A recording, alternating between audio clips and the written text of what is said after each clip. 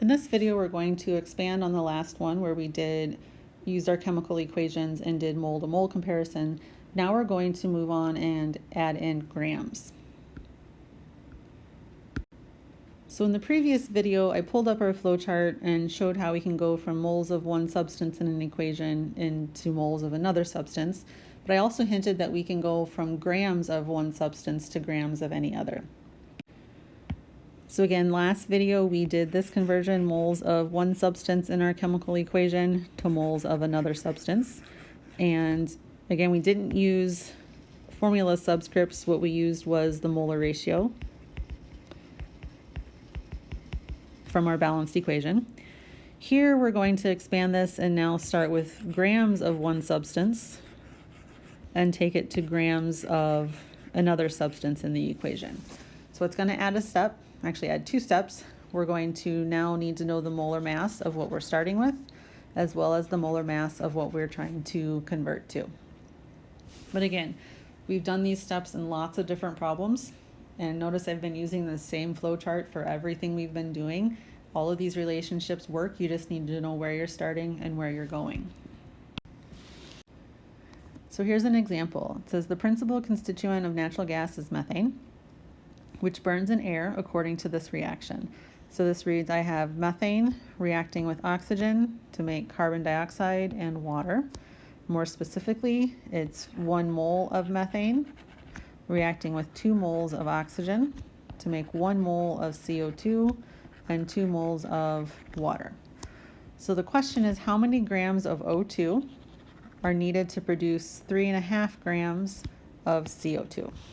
So I know that I have I know I want to make 3.5 grams of CO2. I want to know how many grams of oxygen I need to do that. Now remember last video I said you cannot do, say 2 grams of oxygen is going to produce 1 gram of CO2. That relationship does not come from our chemical equation. We can only do particles or moles. Moles is easier because then you're not dealing with Avogadro's number, which is kind of big and bulky. So we have the relationship that 2 moles of O2 will produce 1 mole of CO2. So that's that molar ratio that we're going to need. And because we are starting and ending with grams, we also need the molar mass for O2 and CO2. So for O2, it's going to be 15.99 grams times 2. Which is 31.998. So it's grams per mole of the O2. For CO2, I have 12.011 grams of carbon, 15.999 grams of oxygen times 2, which is going to be 44.009 grams per mole for CO2. So there's the 2 molar masses that I will need for this problem. So I can now go from grams of CO2 to moles of CO2 to moles of O2 to grams of O2. So we'll start with the grams of CO2 given in the problem, which is the 3.5. I need to get rid of grams of CO2. If I look at my conversions, which are the 2 molar masses and this molar ratio, the only place I have grams of CO2 is in the molar mass of CO2.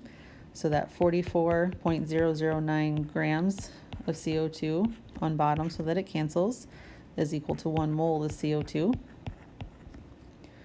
Now I need to get rid of moles of CO2, which I have up here in my molar ratio.